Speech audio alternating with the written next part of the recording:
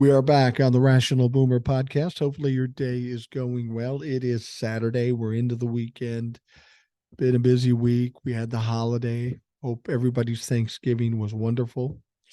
Um, it's always a great time to get together with family and such. And so I told you I got a chance to spend some time with my granddaughter, and there's nothing more invigorating for me than to hang out with that little kid. It makes me feel younger, gives me a little bit of energy. And I'll be honest with you, with this cold, I haven't had that much energy. It's been kind of draining on me. I guess that's part of being old. You get a cold and it takes its toll more. As I said, I probably got this cold from that little kid, and she didn't slow down a second when she had this cold. Um, I guess that's what it is when you're young. You get through things so much easier. You get old. I used to tell my kids back in the day I could go out, drink all night, run full face into a brick wall, get up the next morning and do it all over again. Now I stub my toe and I'm out for 3 weeks. The price we pay for being old. So there's been a lot of stuff going on this week in spite of the holiday. Generally, weeks with holidays in them, they're kind of throwaway. Everybody takes time off. Nobody really does much, but we've had a few things come out that we need to talk about, and we will do that. But first, of course, we always have emails. Oh, I wanted to thank Eric for joining me on the show yesterday.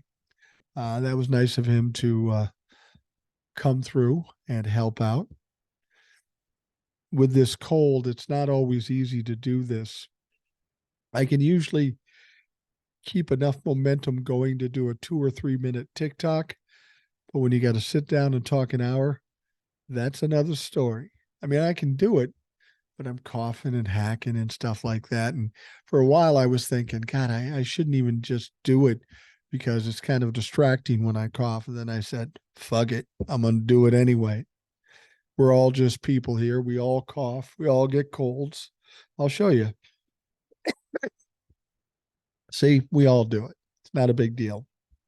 But let's get into some of the emails and get this thing going. Hi, Boomer. On the podcast, I think in response to Max writing in about the Project 25, you talked about how you always try to anticipate a good outcome versus gloom and doom scenarios, a wonderful attribute that I've always aspired to. It's true. I always assume the best. I always assume I'm going to win. It doesn't always end up that way, but it happens that way more often than not. And like I said, if I worry about something and it never happens, then it bothers me that I've wasted all that time worrying for nothing. So I've said many times before, once you've gone through your life as far as I have, you've gone through some trials and tribulations and difficulties and tragedies and near Armageddon. Things were overwhelming and difficult to deal with. In those times, you think all is lost.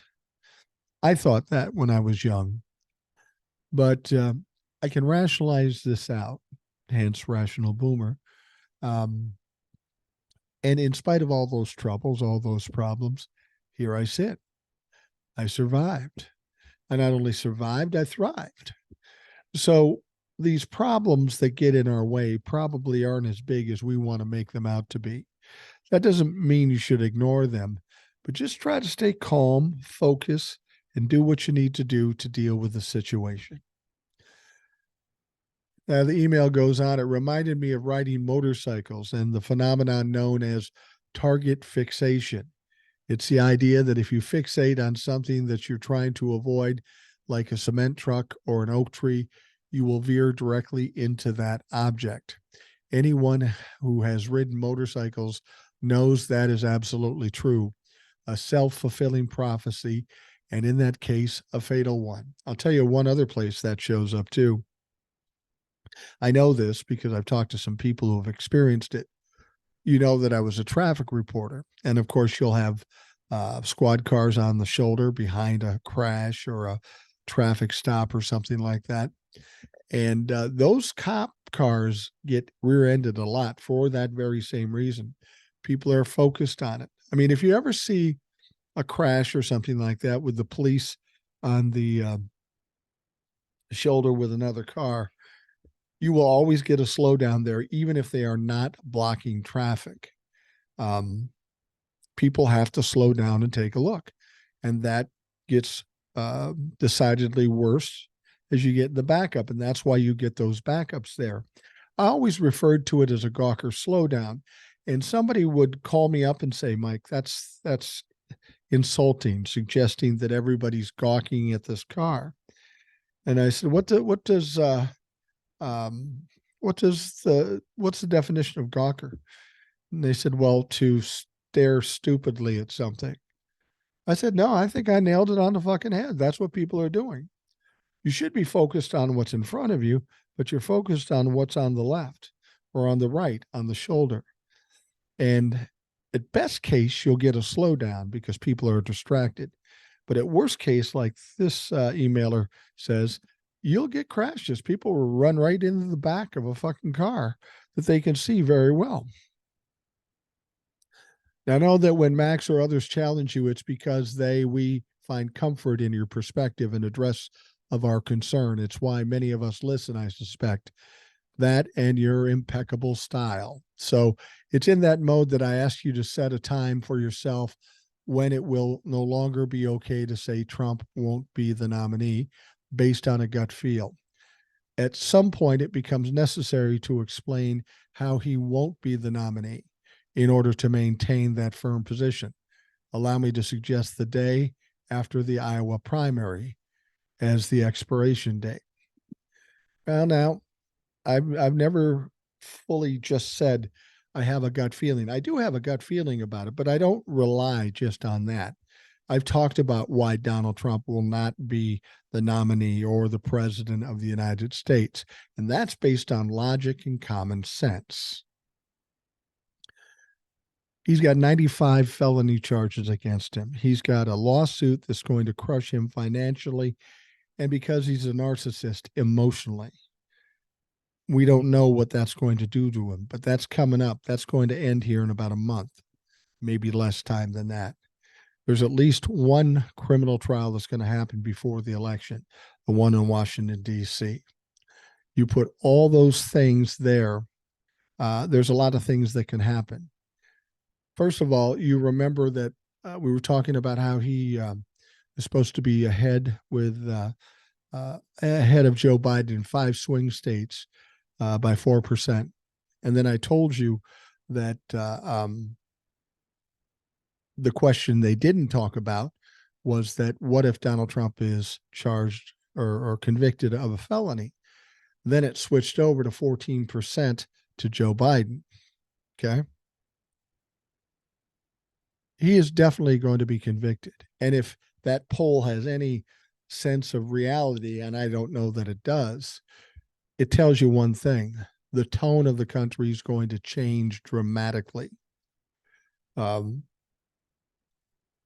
people in the middle, the undecided, the conservatives or the independents or whatever, nobody's going to vote for somebody who's charged with a criminal offense or convicted of a criminal offense. So there is some logic to why I'm saying what I'm saying. And I get that feeling based on the logic I understand. So I'm not just guessing here. I'm looking at the facts like I always do, like I did with the red wave in 2022. There was no psychic premonition there. It was a matter of looking at overturning Roe v. Wade. And that's another thing that's going to be a problem for the Republicans. There's now a video out there that shows Donald Trump taking credit for overturning Roe v. Wade. And we know 70% of the country is against overturning Roe v. Wade. There's a lot of things that are going to be happening to Donald Trump. As he would say, he's going to be going through some things. It's not just a feeling. Even if he wins in Iowa, I don't care. We've got a long way to go to the election, and he's going to go through a lot of shit. Shit a 25-year-old kid in perfect health wouldn't be able to deal with. He's a 77, 78-year-old man, not healthy mentally, not healthy physically. And the people around him are going to be jumping ship even more than they already will be. Don't get me wrong. I've said before, if he is the nominee, I'll admit I'm wrong and I'll be happy as a motherfucker because he is the absolute worst candidate to go up against Joe Biden. All right, goes on. The fact that the collective of our justice and political system has not eliminated this man as a global threat is so maddening. It blows my fucking mind on the daily.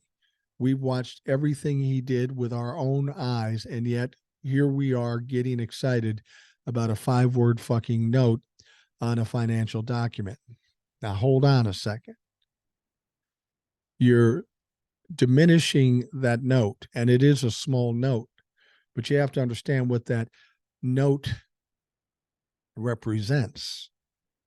One of the things they have to determine in these criminal cases, or in the case with the lawsuit, is intent.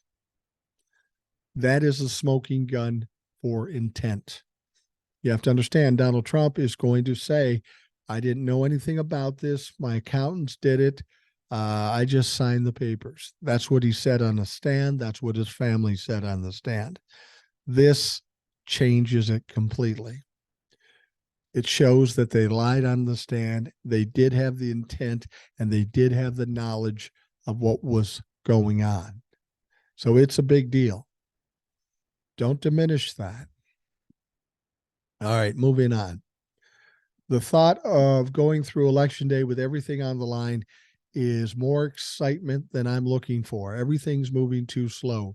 For 30 days now, I've been hearing that in 10 days, all his assets get liquidated. Yet none of this happens.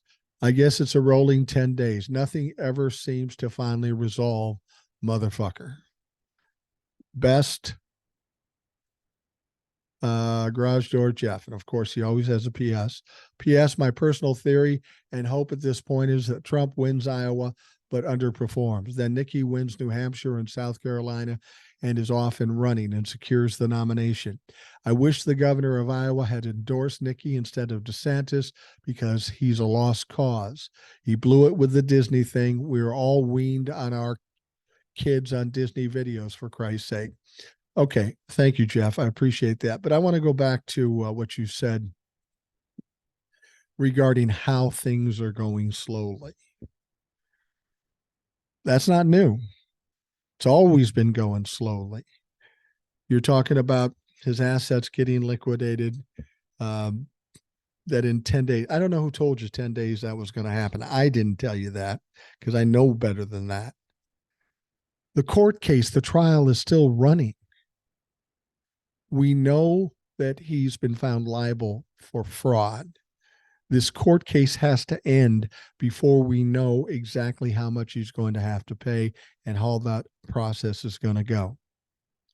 This is the problem with a lot of people. They think everything's going to happen tomorrow or next week or next month or even next year. As much as you don't like it, as much as I don't like it, the fucking judicial system is slow as fuck. There's nothing to be disappointed about with this lawsuit. It's going great for the prosecution, but the court case isn't over yet. So none of this shit can happen until it's over. And when is it going to be over? I don't know. It depends on how long the defense puts up their defense. And every time they put up their defense, the prosecution shoves it in their face. I don't know if you think, Jeff, that it's just not going to happen because it's not happening fast enough for your liking, but it's going to happen. I mean, I had people telling me, oh, he'll never get indicted. He'll never get indicted. It's taken too long. Well, he's been indicted. He's got 91 felony charges.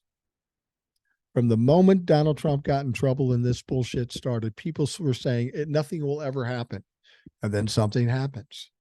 And then they say, well, then nothing more will happen. And then something more happens. And then they say, well, nothing more will happen.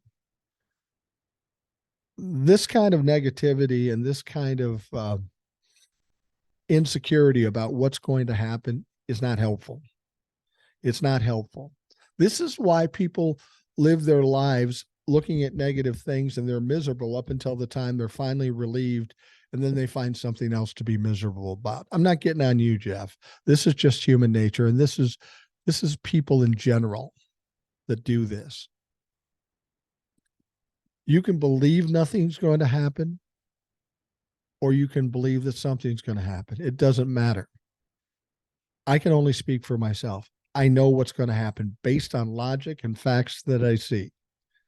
And if I have to wait longer than I want to, well, then I'll fucking do it.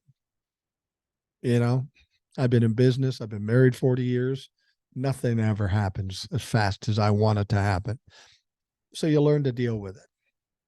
You learn to pay attention and just deal with it. All right. Then thanks, Jeff. I appreciate it. And again, I'm not giving you shit. I'm giving everybody shit. All right. Next email comes from D, just single letter D, not DEE. I'm writing to give you my opinion about the most important things to make our country more just. One is to end Citizens United by passing comprehensive campaign finance laws that will end legalized bribery of our politicians. The second is to pass comprehensive laws to address the flaws in overseeing the Supreme Court. I will agree with you. I will add one too. Don't sleep on codifying Roe v. Wade. Get that fucking thing done. I would say expand the Supreme Court, maybe set term limits, and have a defined code of ethics. And Citizens United is just a legal way for politicians to grift money and not have any reins on them. That should be done away with. It should be gone if we can figure out how to do it, whether it be by passing campaign finance laws or whatever it takes. But I agree with you, D. You make some good points. All right. Now, of course, we have the war going on in the Middle East. Hamas and Israel. And 13 Israeli hostages kidnapped by Hamas were yesterday freed after a 7-week nightmare as their country vowed to wipe out the terrorists. The 9 women and 4 children were released after the warring sides signed a Qatari negotiated 4-day ceasefire, which began at 7 a.m. Local time, Eastern time yesterday. Just over 9 hours later, and with the pause still holding, the first hostages were handed over to Red Cross at the Rafah crossing in southern Gaza. Now, the exchange happened about a half an hour later than scheduled, adding to the anxiety for families waiting in Israel for the news. Nobody was convinced it was actually going to happen, but it did. Now, sadly for the family of Irish-Israeli Emily Hand, 9, the heartache continued as she was not on the list of 13 hostages who had all been snatched from Nir Oz and Naram Kibbutz on October 7th. Among those released were Shauna Perry, whose British son, Nadav Popplewell, 51, is still being held. The others freed were Doran Katz Asher, her daughters Raz Asher and Aviv Asher, Daniel Alani, and her daughter Emily Alani, 6. Also named were Ruth Munder, 78, her daughter Karen, 54, and grandson Ohad, 9. The final 4 were Adina Moshe, 72, Shanna Ketzer, 76, Margaret Moses, 78, and Yafa Adar, 85. Now, I want you to understand something about this. People are angry with Joe Biden because he stood with Israel. Now, he wasn't going to step up and fight with Israel, help them beat Hamas. He's there to kind of mediate. He's there to try to quell what's going on there. All the things that happened yesterday are due to Joe Biden's negotiation ability and his long history with the diplomacy and international dealings. I had somebody send me a note when I said that on TikTok, and they said, "No, it wasn't Joe Biden. It was Qatar or Qatar, however you pronounce it." And then later on, Qatar, the government of Qatar and the Israelis said none of this could have been done without Joe Biden. Joe Biden was the straw that stirred the drink to get this done. And this is the dramatic difference between having somebody like Joe Biden or Donald Trump. Donald Trump would talk about bullying other people, bombing other people. He would have fucked it up to no end. But Joe Biden, who gets his heat for supporting an ally of this country, needs to get credit for what's going on here. And as I've said in a previous podcast, people keep saying, "Oh, this thing with Israel is gonna hurt Joe Biden." I'm going to tell you what I think is going to happen. You'll never resolve this problem. Nobody ever has. Nobody ever will. But I'll bet you Joe Biden keeps working with these people. We have this 5-day pause. But I'll bet you Joe Biden finds a way to get a more permanent pause and stop the fighting. Then instead of being mad, these progressives or whoever, or the Republicans, what are they going to say then? If Joe Biden actually comes up with a way to stop all this foolishness and this atrocities, Joe Biden's going to come out of this looking good. I promise you. Ahead of the Israelis being released, there were Israelis being released, of course, too. Defense Minister Yoav Gallant vowed to carry on avenging those that have been killed. He said there will be a short pause and then we will continue operating with full military power. We will not stop until we achieve our goals. The destruction of Hamas and bringing home the hostages from Gaza to Israel. There are 240 hostages, and it's something we cannot accept and cannot tolerate.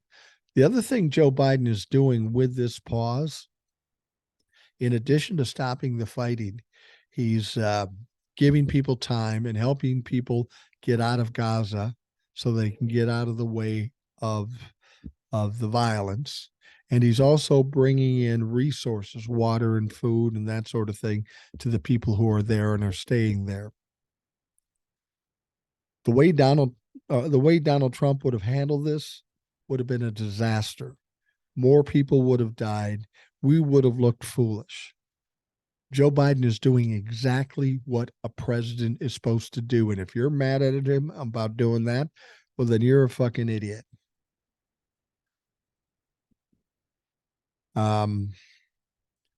So we'll see what happens after this pause. No doubt the war is going to continue for a time. And as I've said many times, this has gone on for decades. You'll get pauses. I mean, when Jimmy Carter was in, he brokered a peace deal. It was pretty important and pretty publicized. But there'll always be something that starts it back up. I don't know how Israel or Hamas or Palestinians are behaving in all this.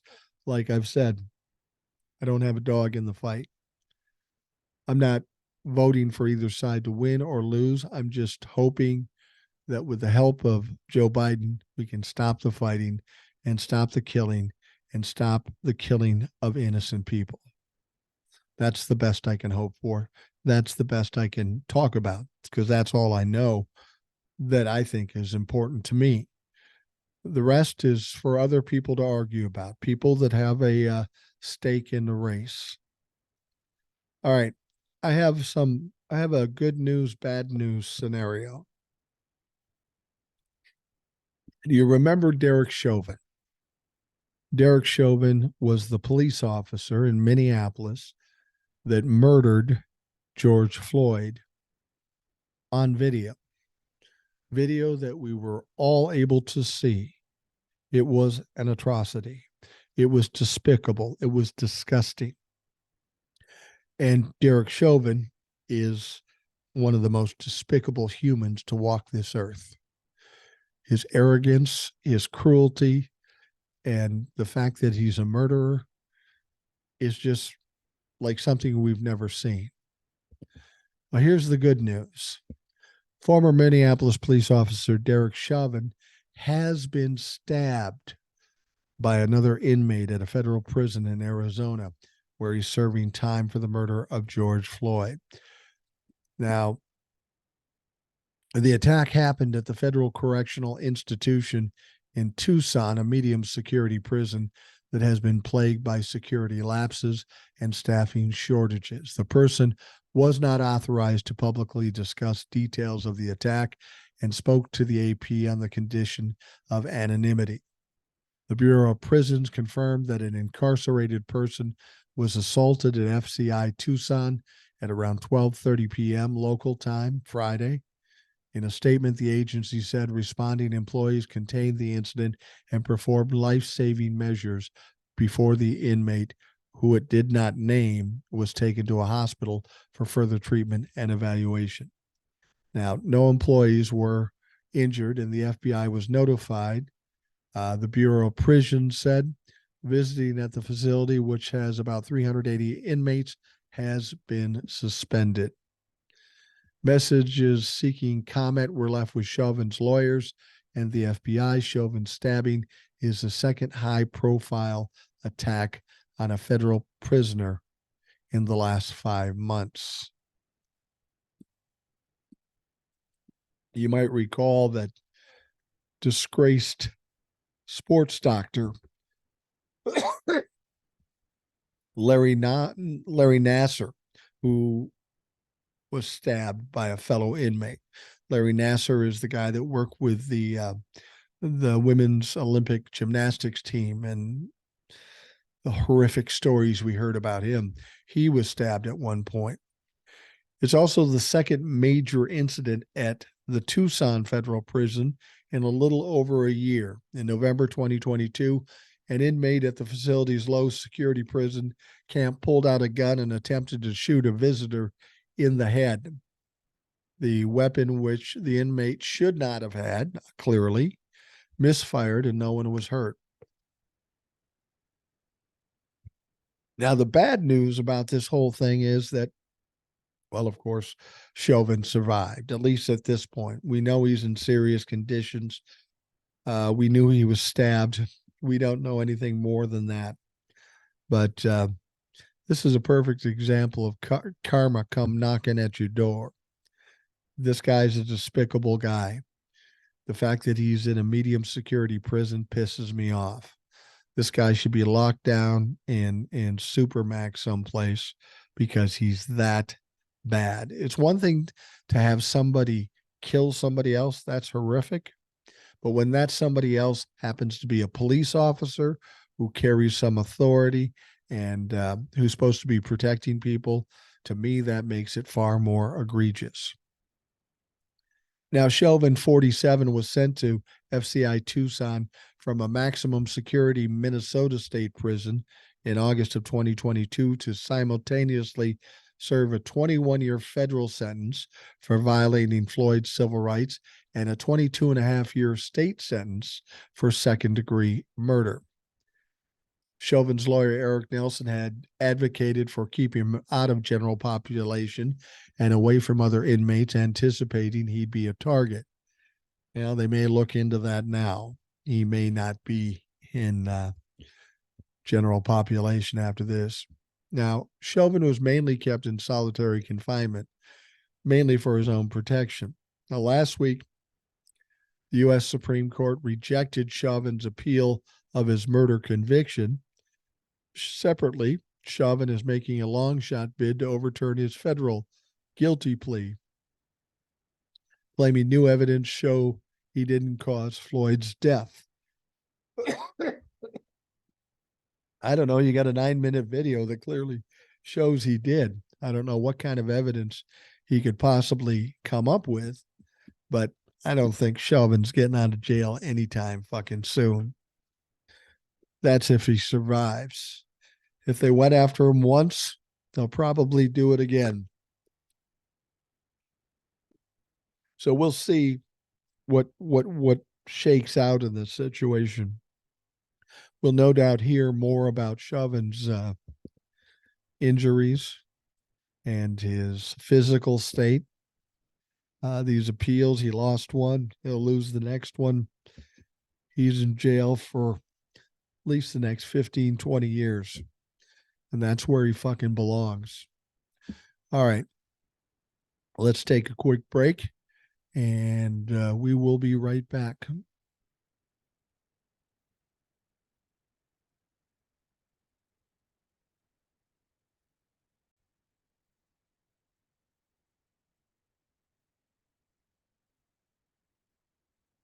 I'm sure you'll remember when I talked about Representative Dean Phillips. He just so happens to be from Minnesota, and he happens to be my representative. Now, we talked about how he decided to run against Joe Biden in a primary for the Democratic presidential nomination. And I expressed my dismay of that. I think it's absolutely ridiculous. It's a stupid move. And all it's going to do is create a little more chaos in already an important election. Why he decides to do that? Well, I know why he decides to do that. He said this because, well, look at the polls. Joe's not polling well. Donald Trump's going to win. He doesn't believe that any more than I do. The polls are fucking polls. That's all they are. We know what we can expect out of polls. But he wants to take advantage of it. And what you have to understand about Dean Phillips is one of the wealthier people in the House of Representatives. Not the richest. That's probably Pelosi or somebody like that. But he's got a lot of money. His family owns Phillips Distillery. They make vodka and shit like that. He's got a lot of money. He's a kid with a silver spoon. He got to be a representative, and I think he's a lawyer as well. And somehow he got in his head that, hey, I could be president. Sorry, Dean, that's not going to fucking happen. And I told you when I heard this that I won't support the guy ever again based on his arrogance, his stupidity, and his willingness to make it more difficult for the Democrats to win, because that's exactly what he would do if he decides to run. It turns out I wasn't the only one that felt that way. A lot of Democrats have pushed back on him. And I think he's starting to feel the pressure that maybe he made the wrong choice at the wrong time. And because of that pressure, I think this is why he made the following decision. Dean Phillips, U.S. Representative from Minnesota, has announced that he won't seek re-election, with the decision coming a month after he shared plans to challenge Joe Biden for the Democratic presidential nomination. Now, frankly, if he really believed he'd be the nominee, I don't know how you can run for president and the House of Representatives at the same time. I don't think you can. But I don't know if I'd thrown that away right away, because he's not going to be the nominee. There's just no way. I mean, even if Joe Biden didn't run in 2024, Gavin Newsom or Kamala Harris, they would beat Dean Phillips out. Nobody knows him. What has he done? Like I've said before, I'm in his district. I don't know what the fuck he's done. What makes him think? I mean, if it were Jamie Raskin or Katie Porter, I kind of get it. I'd still be pissed, but I kind of get it. This fucking clown, I don't get it. So now he's deciding that he won't seek re-election in 2024. I'm guessing he got a lot of pushback from the Democrats. He lost a lot of support, And instead of being embarrassed by not being the nominee for the presidential election and then also losing his job as representative, he didn't want to deal with that kind of embarrassment. This is what he said. It's time to pass the torch. It's time for change, and our best days are yet to come. That's beautiful. That's a typical politician's fucking comment that means nothing. None of this is about your care for this country. It's all about your fucking ego, and you got burned. You made the wrong choice, and now the Democrats don't want you anymore. I'm not surprised. I don't want you anymore, and I'm one of the people that can vote you in or vote you out. And trust me, I would make every effort to make sure you don't become representative of this district again. Now, a spokesperson confirmed that he is continuing his presidential campaign. 54-year-old was first elected to Congress in 2018 and is in his third term, which will end January of 2025. Now, Phillips has expressed great admiration for Biden, but has argued that he's too old for a second term. Well, no shit, Sherlock. We all know that. We all feel that. But the circumstances are such he's the best guy to win the election in 2024. Apparently, he doesn't agree with that. Phillips says he's a president of great competence and success. I admire the heck out of President Biden, so much that you want to run against him. You want to try to primary him. And he says, and if he were 15 to 20 years younger, it would be a no-brainer to nominate him. But considering his age, it's absurd. We're not promoting competition by trying to extinguish it. You know how hard it is to beat out a fucking incumbent? Jesus Christ, Dean, you know better than that. Phillips has cited polls that show former President Donald Trump leading Biden. We've talked about the polls and why we shouldn't believe the polls and why the polls are a little bit skewed. You're just taking, you're an opportunist, Phillips. You see this as an excuse for you to step up, get some national recognition, and try to run for president. It doesn't matter. It's not going to work. You're not going to be the nominee. Phillips is a long shot candidate himself, with a significantly trailing behind Biden for the Democratic presidential nomination. Fellow Democratic primary challenger Marianne Williamson, that kook, was 2 more points ahead of Phillips in a recent Real Clear Politics poll. Marianne Williamson is a perennial candidate for president, and she gets nowhere, and he's 2 points behind her. Why? Because nobody knows who the fuck he is. Now, the Minnesota Democratic Farmer Labor Party was among those thanking Phillips for his years in public office in response to his news on Friday, while also pledging to support Joe Biden. We appreciate Dean's service and his 100% voting record supporting President Biden's historic record of accomplishments. And that was said by DFL Party Chairman Ken Martin. There are a number of talented DFLers who would be great representatives for Minnesota's 3rd district, and who understand the importance of reelecting President Biden and keeping his seat in DFL fans. I'm confident we will have a strong and loyal nominee for the DFL party at the conclusion of the process. I live in a district I could fucking run. Don't even say it. I'm not running for any reelection. I'm retired now. I don't want to have to go work with a bunch of dumbasses. I spent most of my life doing that. I'm not going to do it again. And if you're in the middle of that shit, then you're part of the problem.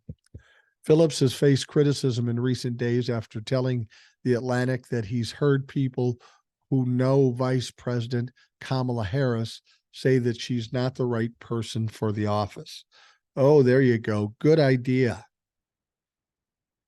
Go ahead, talk shit about the black female vice president. I tell you what, I'd feel more comfortable with her in the presidential office than fucking Dean Phillips. I know a lot more about her.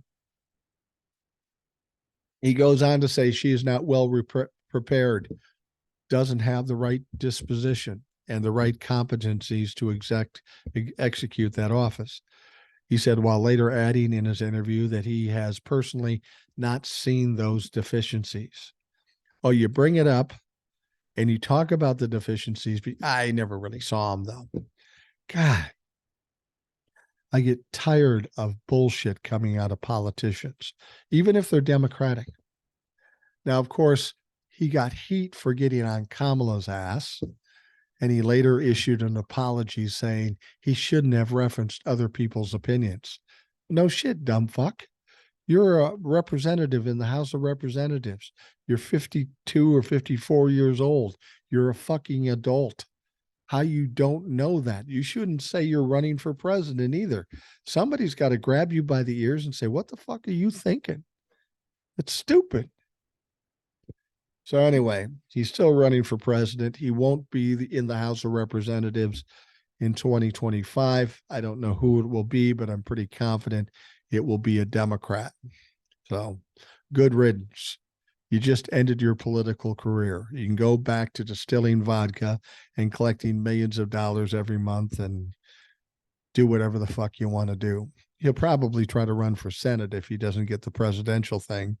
And he's probably going to have problems with that. So we'll see. I don't see him having a bright future in politics at this point. All right, here's an interesting story. You know, it's funny about Republicans. They always talk about, you know, Democrats being pedophiles and perverts and weirdos and stuff like that. But it just seems that the only stories we hear about those type of people, they always happen to be Republicans.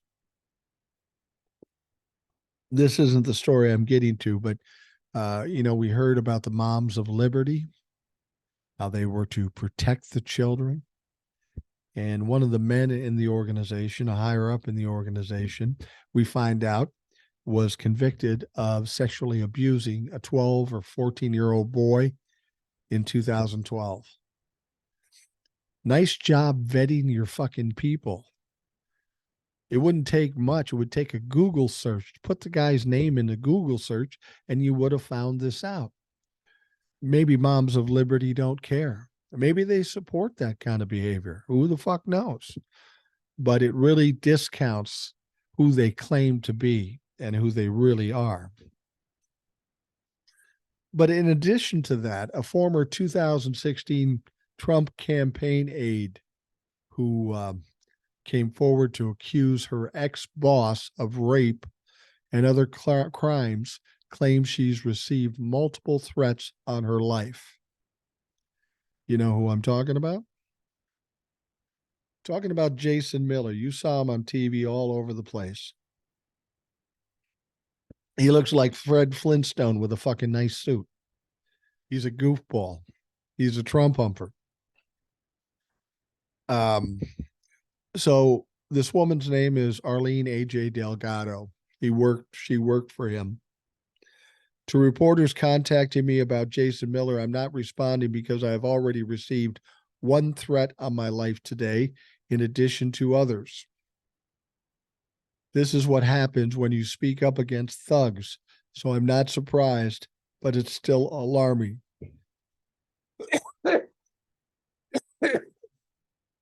Delgado accuses Miller of a cycle of sexual coercion, rape, sexual assault, abuse, battery, sexual harassment, and sexual trafficking. Well, that doesn't sound good.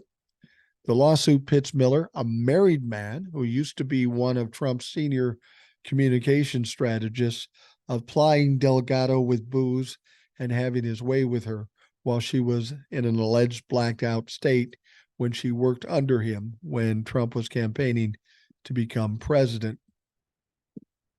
Miller allegedly lured Delgado back to a Las Vegas hotel room, and in the morning she claims to have woken up in a bedroom in a state of undress. What a creepy motherfucker.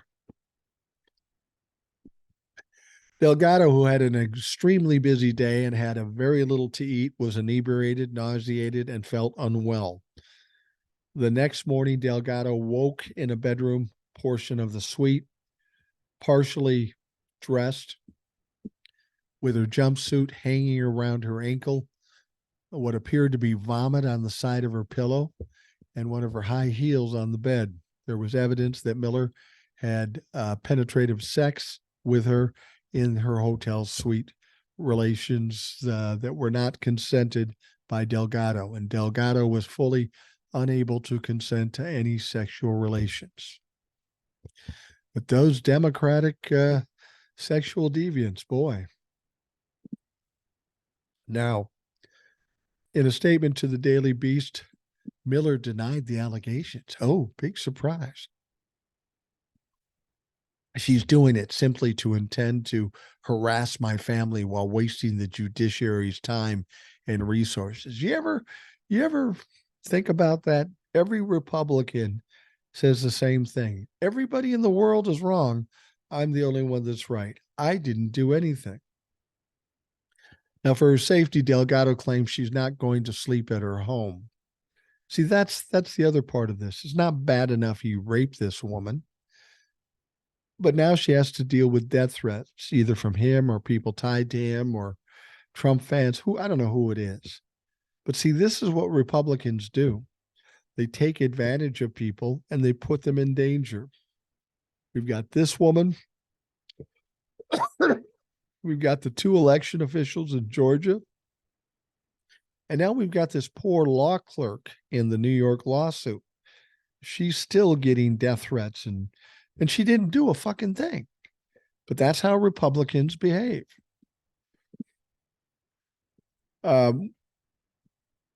Delgado said she and her son will be staying in a motel in a different location. She also added that she is intending to describe more about Miller than wasn't included in the rape claims. There was a lot that is known about Miller and about others, which was left out of the initial complaint, she tweeted. All of these additional facts will come out in due time and in proper avenues. This is going to be an ugly motherfucking mess. And he deserves it. Take a look at the guy on TV. Google his name. He's a creepy looking motherfucker. And I'm not at all surprised by the behavior. Talking about creepy motherfuckers. Let's talk about Speaker Mike Johnson. You know there's some shit going on with him in the background that will probably come out soon. Now, before coming to Congress, Speaker Mike Johnson spent years taking up lawsuits in defense of Christian speech and activities in public elementary schools and universities. Johnson, who was a relatively unknown Louisiana congressman before becoming speaker, spent 8 years as a senior attorney for Alliance Defending Freedom. This is an evangelical legal group focused on dismantling LGBTQ plus rights and outlawing abortion. It was in his role there that Johnson, a constitutional lawyer, took up a case after case aimed at chipping away at the separation of church and state. No big surprise there. What's alarming about the pattern in his background is that it raises questions about whether the speaker, the person second in line to the presidency, disputes the first freedom guarantee by the First Amendment in the Constitution. Congress shall make no law respecting an establishment of religion.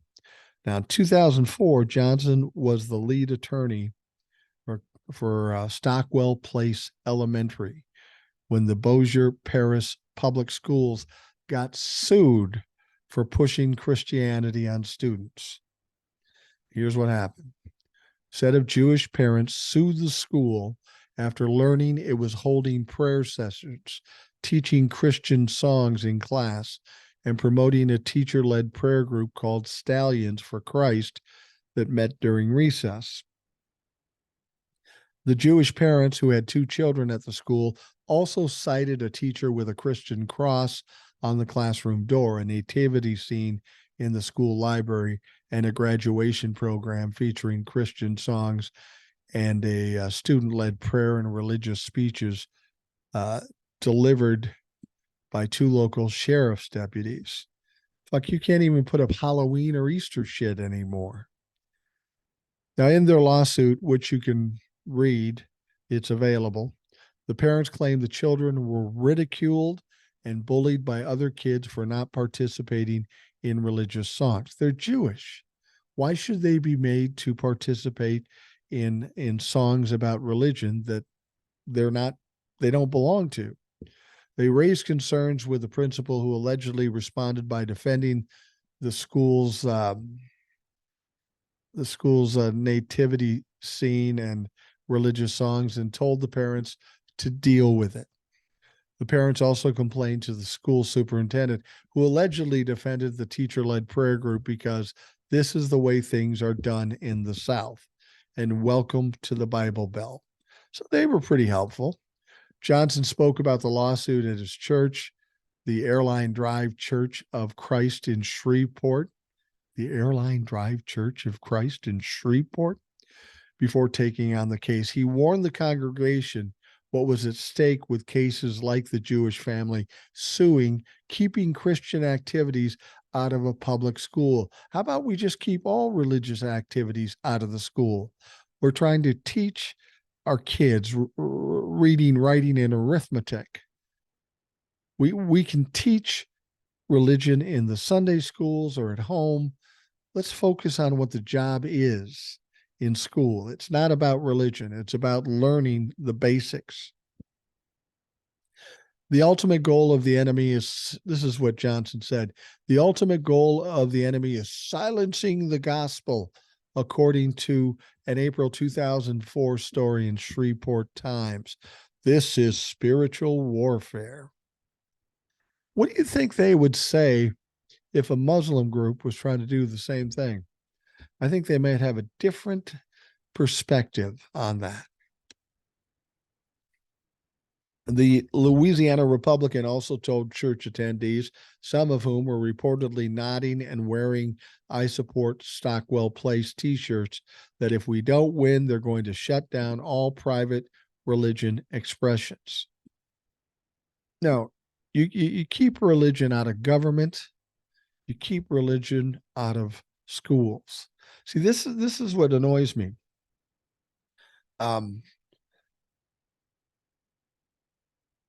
Our government has certain duties it needs to do.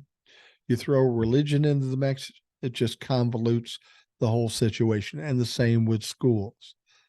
I mean, if you have a company that's making cars, you don't have somebody come in and say, no, you got to make baby carriages, baby buggies.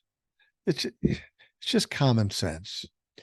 Johnson's comments at the church came a week after he wrote an opinion piece in the Shreveport Times, calling the Jewish family's lawsuit the latest example of radical left's desperate efforts to silence all public expressions of religious faith.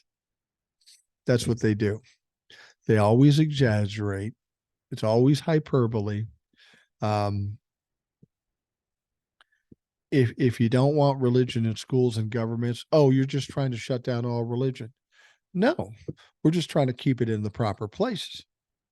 Johnson's spokesperson, Taylor Halsey,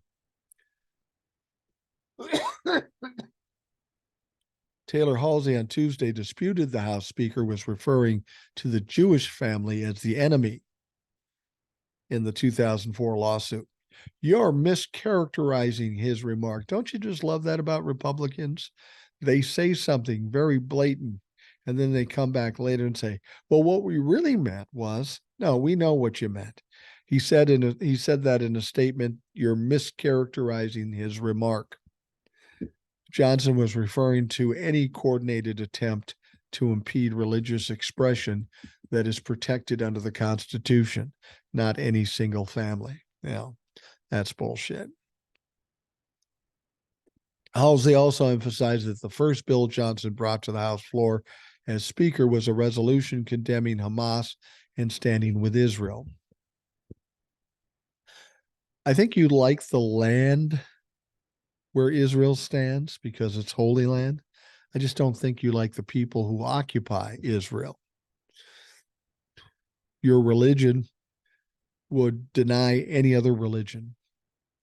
I don't think that you would have Jewish people come speak at your church, because as long as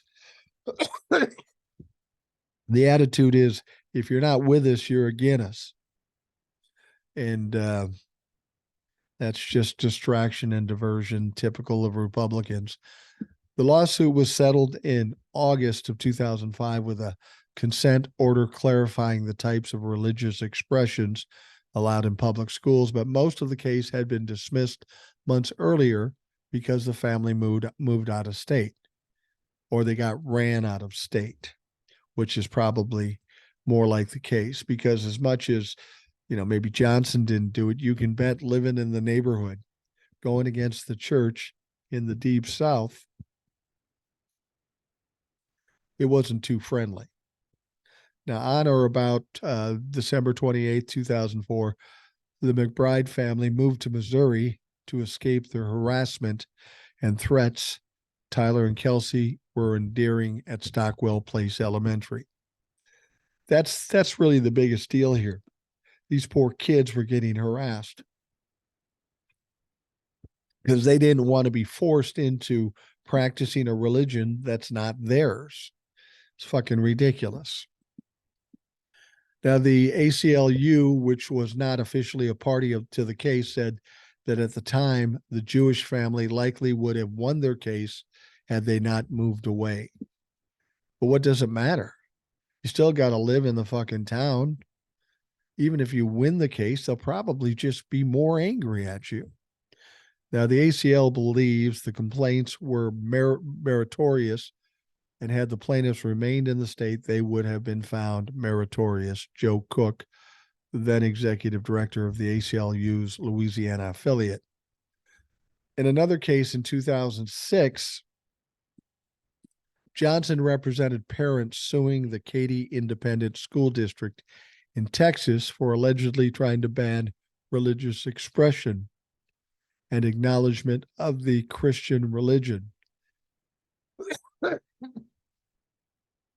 The parents argued that the school district violated their First Amendment rights by preventing them from speaking about their religious beliefs and distributing religious items or literature to classmates on school grounds. I'm curious, as evangelicals, do you think Jesus would have supported these evangelicals in bullying these two young Jewish kids? I mean, keep in mind that Jesus himself was Jewish. This is what happens. This is why I don't like organized religion. I believe in a God, a power, a source, whatever you want to call it. It's kind of a personal thing between you and whatever you believe in, and you should have every right to believe in whatever you want. When you get people who run religions or churches, you're relying on humans to do all the right things. But when people become triggered and indoctrinated into all these religions and some of these draconian religions, they don't care what's right or what the Bible teaches you. They only care that they're right. And if you don't follow in lockstep with them, they try to shove it down your throat. Now, I'm not a theologian, but I know that's not what Jesus taught. That's not what the Bible says.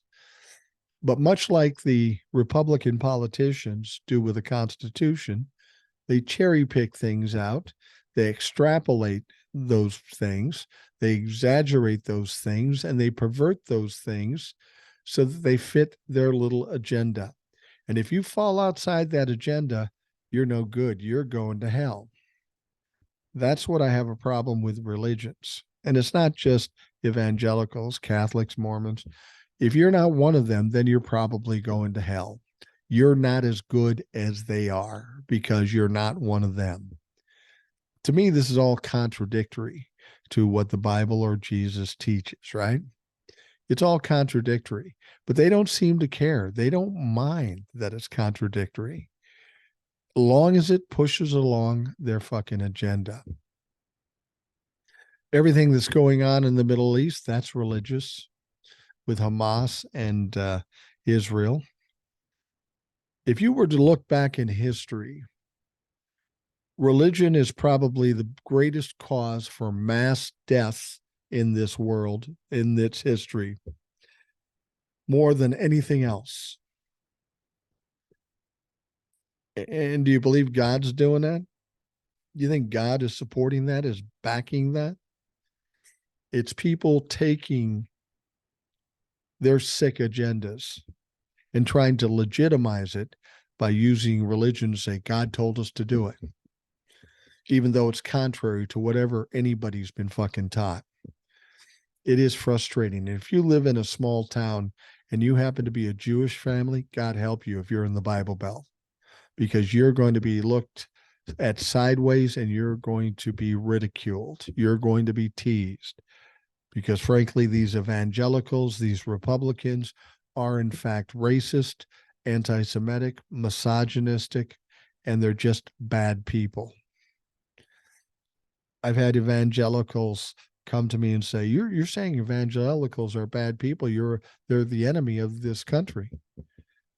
I said, yeah, they are. That's my stance. Anytime you treat other people or try to hurt other people or marginalize other people, you're bad.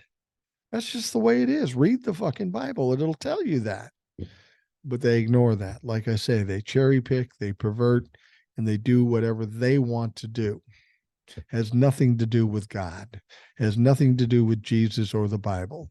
It's all about them, and they will use the Bible. You know what? To be perfectly honest with you, when I think about Hamas, you know what Hamas does in that war? They use innocent people as a shield. You know, try to stay safe by putting innocent people in front of them. That's what these religious people are doing too. They're doing horrific and criminal things, and then they hold the Bible up in front of them. You can't touch me because I believe in the Bible. Well, based on your behavior, I tend to disagree with you. And somebody needs to call them out on this and straighten them out, because the things that are happening in the name of God by some of these people are absolutely atrocious. Absolutely fucking atrocious. And that needs to fucking stop as soon as possible. All right. We are going to wrap up the Rational Boomer podcast. I want to thank you for taking the time out of your day to listen. Hope you have a great day, and we will talk to you again tomorrow.